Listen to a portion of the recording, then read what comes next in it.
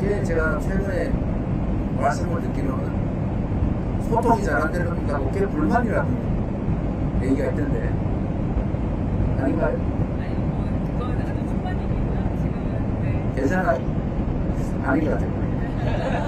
좀 더 아마 초기라서 시스템이 잘 안 갖춰지는 바람에 조금 이게 소통에 문제가 있는 것 같습니다. 좀 바쁘다 보니까 그래서 가능성이 많은데 우리 부대리들 때문에 따라왔나요? 아니요 오늘은 정말 인원수 때문에? 네네네. 대변인 것 같고요. 뭐 대변인실이 조금 체제가 갖춰지면 여러분들의 불편함이나 이런 것도 많이 개선될 겁니다. 어쨌든 국민들의 눈과 귀 역할을 하시는 군대시니까 잘 부탁드립니다. 고맙습니다.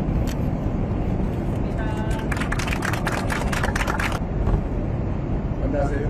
혹시 말씀하실 거 있으면 잠깐. 아니 특별히 말씀드릴 건 없는데 우리 기자분들 너무 불편할 것 같은데 사실은 이렇게 한 번씩 악수하고 이렇게 인사하려고 했는데 이제 좀 Q&A로 국경이 좀 바뀌었어요. 불편하지 않으세요? 좀 기자분 의자 좀 넓게 해드렸어야 되는데 혹시 질문하고 싶은 거 있으면 몇 분만 질문 받을게요. 네. 좀 너무 짠한 질문하지 마세요. 네. 여기 먼저 네. 네. 다들 하시죠. 네. 대통령님, 저 연합뉴스 이명석입니다. 취임하시자마자 진짜 숨 돌릴 틈도 없이 선수만 나서게 됐는데요. 노고가 참 많으십니다.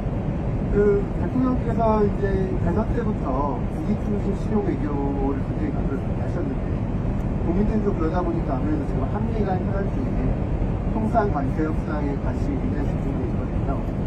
뭐 이번 기회에 혹은 이 다음이라도 미국 트럼프 행정부를 상대할 때 이것만큼은 한국 정부 입장으로 꼭 관철하고 싶다거나 이런 메시지만큼 꼭 가리키고 싶다거나 좀 생각해 주신 게 있는지 좀 궁금합니다.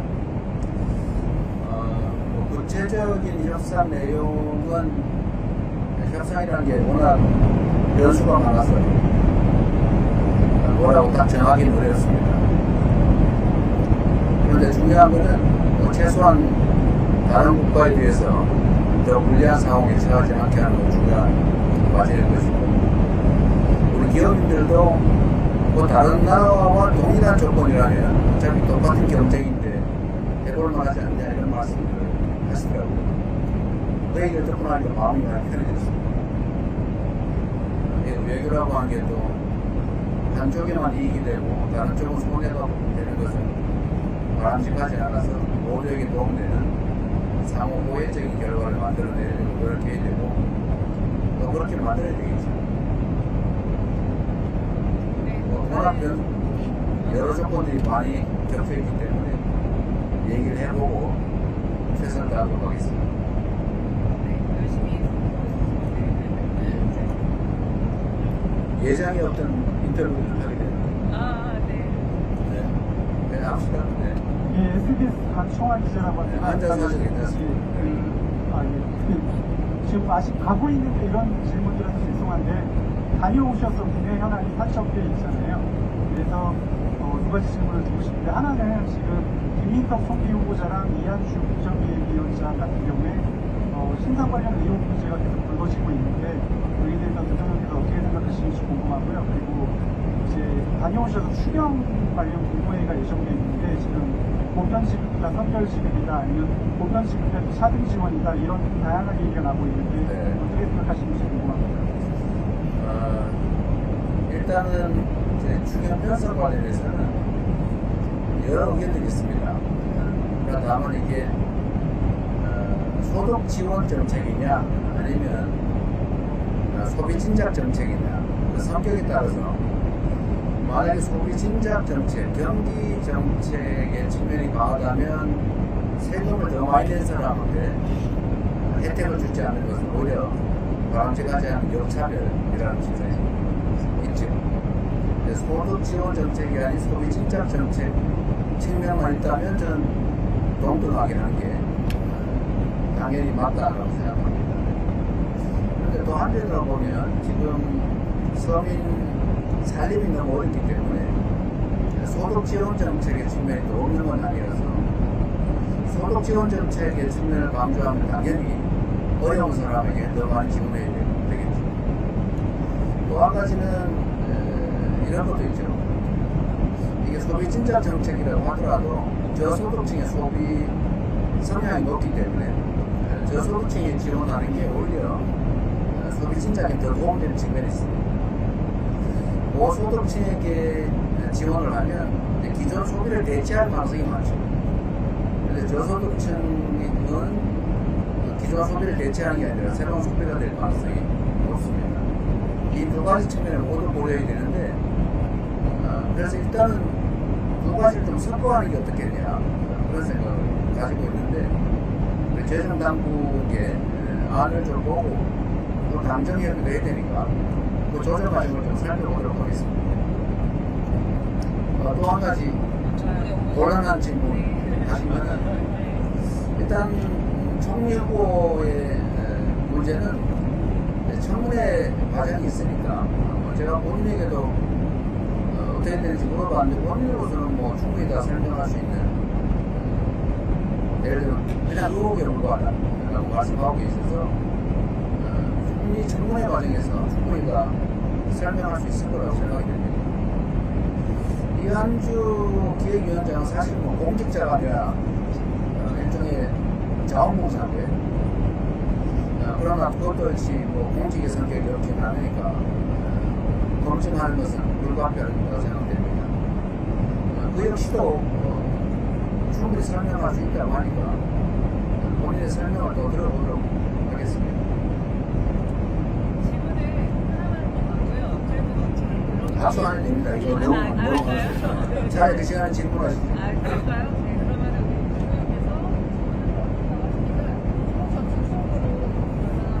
우리 대통령께서 저기 전에 방출됐다가 돌아오신 일단 숫자가 들었습니다. 네, 그 새로 지난번보다 방출됐다가 돌아오신 쪽한테 기회를 주시면 네, 요번에는 아직 안 왔어요. 네, 숫자가 들었습니다. 네, 알았습니다. 과거 문재인정 숫자로. 네. 내리시면 김영삼이라고 합니다. 그 G7 정상회의 관련해서 여쭤보고 싶은데, 이렇게 7, 20도 안 되어 가시기로 결정하신 배경을 기자님이 직접 말씀을 주시고요. 그 다음에 후보 시절에 G7 플러스에 대한 말씀을 하셨는데, 혹시 그것도 좀 염두에 결정을 하신 건지 궁금합니다.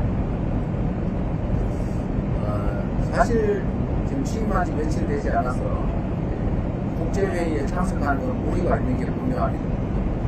그래서 당초에는 국내 문제도 많아서 불참할 것을 사실 고려를 많이 했는데, 또 한편의 의견이 이 국제사회에 대한민국이 신속하게 정상화됐다는 것을 좀 보여주는 게 필요하다라는 의견도 있었고, 또 앞으로는 우리가 국제사회가 협력할 분야가 상당히 많은데 좀 무리하더라도 일찍 접촉하는 게 낫겠다는 의견들이 많아서 당초의 생각과는 좀 다르게 급작스럽게 참여하게 됐습니다. G7 플러스는 뭐 가능한 기회가 된다면 노력을 해봐야 되겠죠.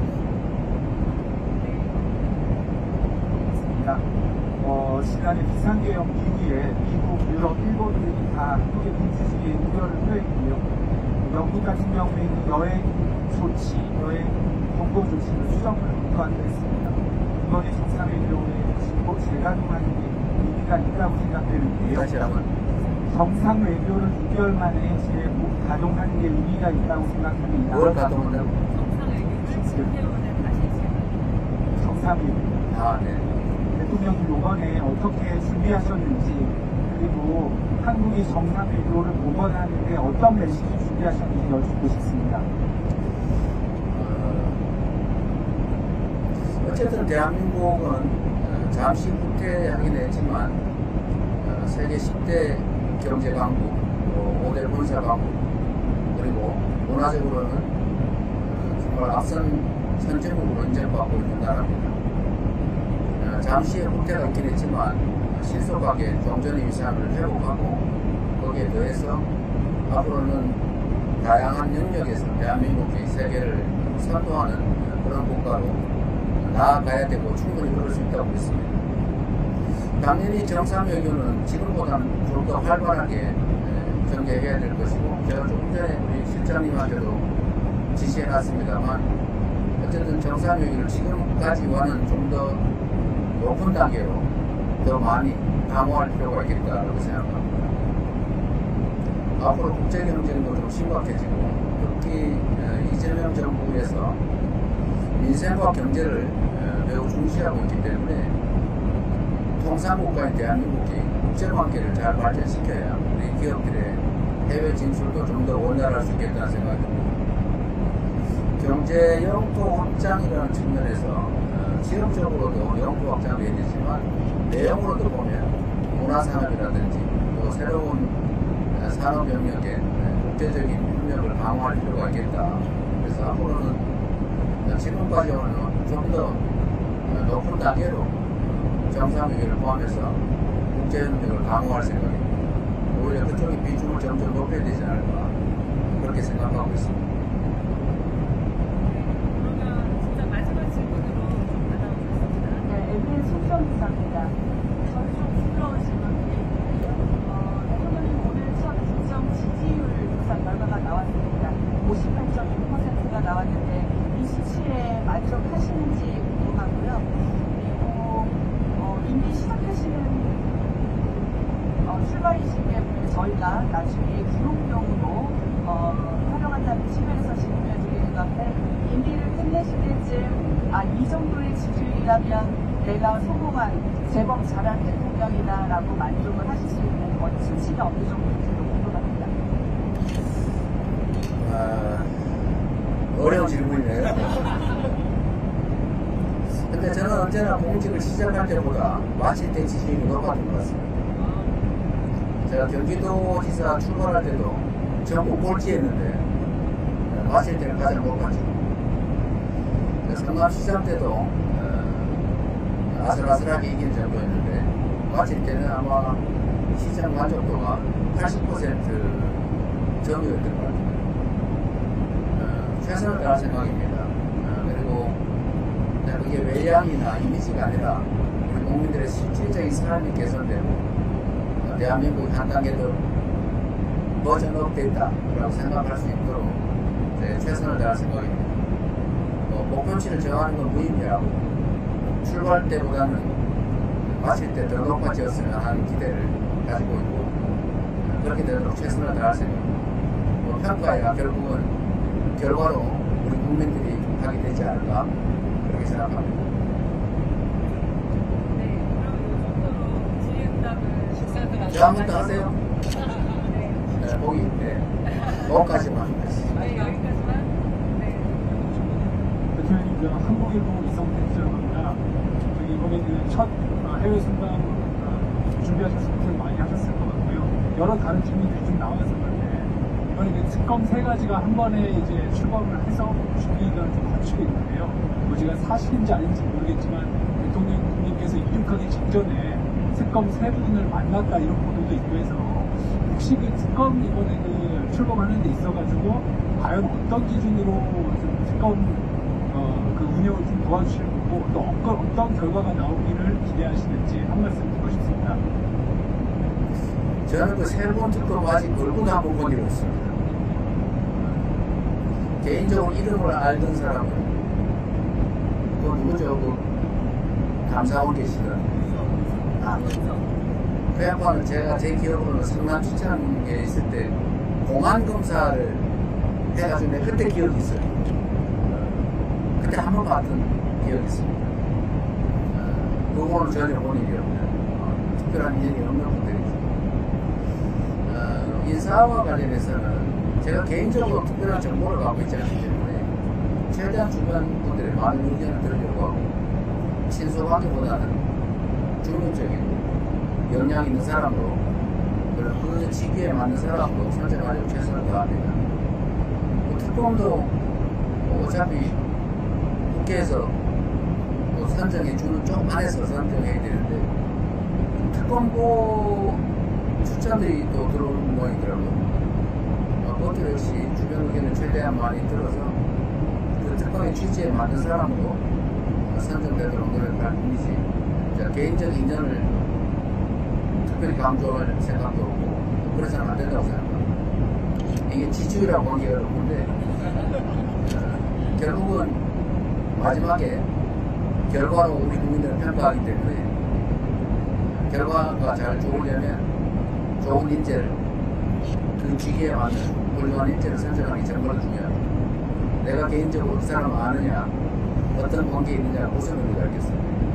잠시 기분 좋을지 몰라도 그건 되게 나쁜 결과를 했기 때문에 마지막 지지율 관리에 별로 도움이 안 됩니다. 네, 고맙습니다. 감사합니다. 그리고 전혀 이런 이유가 예측하지 못한 지기라고 하게 됐는데 제가 우리 대변인한테 말씀 들었는데 이번에 인원수를 좀 늘렸다고 하는데 꽉 찼는 말인데요. 네. 그리고 전에보다 숫자를 늘렸다고요? 맞습니다. 국정 시절이 더 많았고요. 그만큼 더 어쨌든 저희는 이제 언론인 여러분들한테 최대한 기회를 좀 많이 드리자 이런 입장입니다. 그래서 비행기 자리가 좀 많으면 더 많은 분들이 함께 했으면 좋았을 텐데 그래서 최대한 꽉 채워서 함께 가는 것 같아서 다행이라고 생각되고요. 저번에 우리 MBC는 쫓겨났다가 이번에 다시 복귀한 겁니다. 글쎄요. 좀 조심하시지. 어쨌든 그런 일들 없이 또 우리 대통령실 그러니까 출입기자 맞습니다. 그것도 지금 뭐 네, 다시 중단된 데가 번 꽤 있다고 중입니다. 뭐 그런 데도 가능하면 제한 없이 함께 할 수 있도록 노력하겠습니다. 우리 대변인은 잘하고 있나요? 대답을 들어보니 별로거든요. 필요한 게 있으면 우리 대변인 다 따라하셔가지고 잘 하도록 하겠습니다. 그리고 제가 최근에 말씀을 듣기로는 소통이 잘 안 되는 꽤 불만이라는 얘기가 있던데 아닌가요? 아니, 그거는 아주 초반이고요. 지금은 네. 괜찮아요? 아닌 것 같아요. 좀 더 아마 초기라서 시스템이 잘 안 갖춰지는 바람에 조금 이게 소통에 문제가 있는 것 같습니다. 좀 바쁘다 보니까 그래서 가능성이 많은데 우리 부대변인들 때문에 따라왔나요? 아니요, 오늘은 정말 인원수 때문에? 네네. 대변인도 하고요. 뭐 대변인실이 조금 체제가 갖춰지면 여러분들의 불편함이나 이런 것도 많이 개선될 겁니다. 어쨌든 국민들의 눈과 귀 역할을 하시는 분들이시니까 잘 부탁드립니다. 고맙습니다.